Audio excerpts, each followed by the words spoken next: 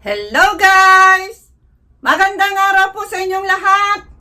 Andito na naman ako sa harap ninyo para magbigay na naman ng isang impormasyon na baka hindi nyo pa nalalaman. Pero bago ko simulan, ako humihiling lang po ng kaunting pabor na i-subscribe ang maliit na channel ni Ate Stella ninyo. Maraming salamat po. So guys, wag na tayong paligoy-ligoy pa. Pag-usapan na natin ngayon ang mga epekto sa sobrang pakikipagtalik at pagbabati ng babae at lalaki. So, both po ito, no? Pwede sa lalaki, pwede rin sa babae. So, yan po ang ating simulan natin na topic ngayon. At ito po ay nanggaling din sa ating minamahal na isang subscriber na nagtatanong po siya. Actually, nagawan ko na po ito ng isang video noon, no? Siguro hindi niya lang nakita. Pero ayun na nga, at para naman sa mga bago nating mga subscribers na hindi nakakita, kaya ginawan ko na rin ng isa na namang video, ano? Pero hindi nga lang pareho lahat-lahat ang mga nilalaman. So narito po at ang aking sinaliksik, ang sobrang pakikipagtalik at pagbabati ay maaring magdulot ng iba't ibang masamang epekto sa kalusugan at personal na buhay sa isang tao. So, narito ang ilan sa mga posibleng masamang epekto nito. Number 1, ang labis na pag-engage sa pakikipagtalik at pagbabati ay maaring magdulot ng physical na pagod at stress. So, guys, ang sobra o yung tinatawag na halimbawa sa isang araw, ilang beses na, no? Tapos araw-araw. So, yun po ay hindi na po normal. So, ang ibig sabihin kasi pag sinabi nating normal is halimbawa sa isang linggo 3 beses, no? Pero depende na rin yan sa edad. Kasi kapag nasa kabataan pa talaga, meron yung mga sa isang araw 3 beses. So, depende na rin po yan sa ating kalusugan o sa ating edad. So, basihan po natin sa ating edad kung ano po ang edad natin at pwede po nating gawin kung ano yung natatama at nararapat na bilang para tayo po'y makipagsiping at magbabati, no? So, yan po yung number 1. Ang sobrang pakikipagtali at ang labis na pag-engage sa pakikipagtalik at pagbabati ay maaaring magdulot ng physical na pagod at stress. Mapapagod po tayo kapag sobra. At ang number 2 naman na epekto, ang sobrang pakikipagtalik at pagjajakol ay maaaring magdulot ng pagkakalbo, pamumutla at tuyot na balat. So yan po yun ayon sa aking saliksik, no, na pag nasubrahan sa pagjajakol, may tendency, hindi naman nakasabing 100% pero maaaring magdulot ng pagkakalbo, pamumutla at tuyot na balat dahil nga siguro sa sobrang paglabas ng similya siguro, no, nasubrahan. Yun na nga minsan nasubrahan sa pagbabati, namumutla na. Siguro totoo 'yon. So yan po yung number 2. At ang number 3 naman, ang sobrang pagbabati at pakikipagtalik ay maaaring magdulot ng iritasyon o galos sa ari ng lalaki at babae. Ayun, no, kapag napasubra talaga, may tendency talaga na ma-irritate o magkaroon ng iritasyon doon sa sensitibong bahagi ng ari ng ng lalaki o babae, na yun ang epekto niya pag nasubrahan. Kasi nga naman, pag nagbabati ka, hahawakan mo yun, no? Tapos pag nakikipagtalik ka, natural, din yun, halos kapareho din yun kasi nababanat din yung ng lalaki. So yan po yung number 2, no? At ang number 3 naman, ang sobrang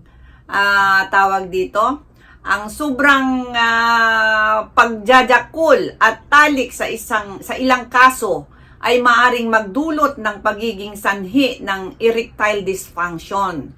So yan po yung number 4 natin, guys, no? Ang sobrang pagjajakol at talik sa ilang kaso ay maaring magdulot ng pagiging sanhi ng erectile dysfunction o hindi na mahirapan ng tumayo si Manoy dahil na-over na talaga siya. So yan po yung isang aking nasaliksik. At ang number 5 naman natin, ang sobrang pag-focus sa sexualidad ay maaring maging sanhi ng pagiging obsessed, no? Na maaring makaapekto sa iba't ibang aspeto ng buhay tulad ng trabaho at so kung ano-ano pa naman yan. Kasi nga, nandoon ka na lang parating nakafocus yung ano mo yung isip mo. So, baka hindi ka napapasok o hindi ka na mag-aaral. No, kaya yun ang ibig sabihin, magiging obsessed ka na sa gawaing ganun. So, yan po yung number 5. At ang number 6 naman natin ay pagbabago sa paningin. Ayon sa aking nasaliksik, ang sobrang pagpapalabas ng similya ay maaring magdulot ng pagbabago sa paningin. No? Yan po yung isang epekto, masamang epekto kapag nasubrahan. Pero guys, hindi po ito dahil ang paningin mo ay medyo na yung time na pag nasubrahan ka lang. Ngunit kung iyon namang ibalik sa normal, ay mawawala rin yon. Hindi naman ibig sabihin na hindi na babalik yung ano mo. Magkaroon lang na kaunting epekto doon sa paningin mo. Pero pag bumalik ka sa normal, babalik din sa normal yung mata mo. Hindi ibig sabihin na hindi na ibabalik. So, yan po yung number 6, no? Pagbabago sa paningin. At ang number 7 naman, paglagas ng mga buhok ayon sa ilang pag-aaral. Ngunit kulang pa rin sa bagay, kulang sa ebidensya, Pero yun na nga, kagaya kanina na nakakalbo o ito na rin ay yan po ang una, maglalagas siya hanggat makakalbo na. So, yan po rin ang ayon sa pag-aaral na maaring pwedeng mangyari kapag talagang nasubrahan. Pero, ayon din sa pag-aaral na hindi din naman lahat makakaranas. So, iba-iba rin ang babae at lalaki, no? Hindi naman lahat na para kay Juan ay para na rin kay Pedro. So, yan po. Meron pong tendency na mangyayari sa isang individual. So, yan po yung number 7. At ang number 8 naman natin, ang araw-araw na sex at pagbabati ay maaaring maging sanhi ng addiction at ito'y makasira ng isang relasyon. No? So, yan po yung mangyayari na guys. Kasi nga, na-addict ka na. Tapos, tawag dito, hindi mo na magawa yung mga gawain na nga ang sinasabi ko dahil sa sobrang addict ka na at ang focus ka na lang sa bagay na ito, makakasira talaga din ng ng isang relasyon dahil halimbawa ayaw ng partner mo. Tapos ikaw gustong-gusto mo, no? So sa sobrang yung sa sobrang araw-araw na gustong-gusto mo, ang partner mo naman ay ayaw. So mayroong tawag dito, merong tendency na mag-aaway kayo. Kasi nga parating yun na lang ang dinidemand mo sa partner mo. Sige, magganon tayo kasi nga pag addiction na, ganon na talagang mangyayari. So, magkakasiraan na ng relasyon na posible nang mangyari yon. So, yung panglas naman natin, ang sobrang talik at pagbati-bati ay magbigay ng matinding stress o sakit sa iyong baywang o ang lower back pain na tinatawag. So, yan po ang isang epekto na kapag napasubra ang pagtalik at saka is yung iyong madadali po ang ating balakang at saka yung doon sa lower back natin, no? Magkakasakit-sakit po yan. So, yan po ang panglas natin na tawag dito na masamang epekto sa sobra.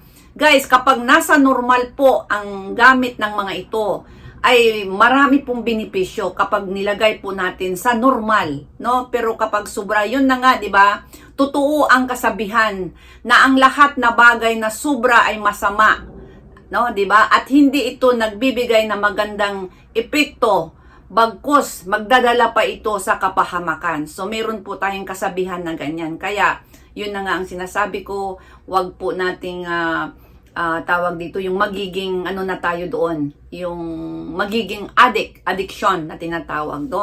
So, hayan po guys, sana nagustuhan nyo ang aking vlog ngayon at doon sa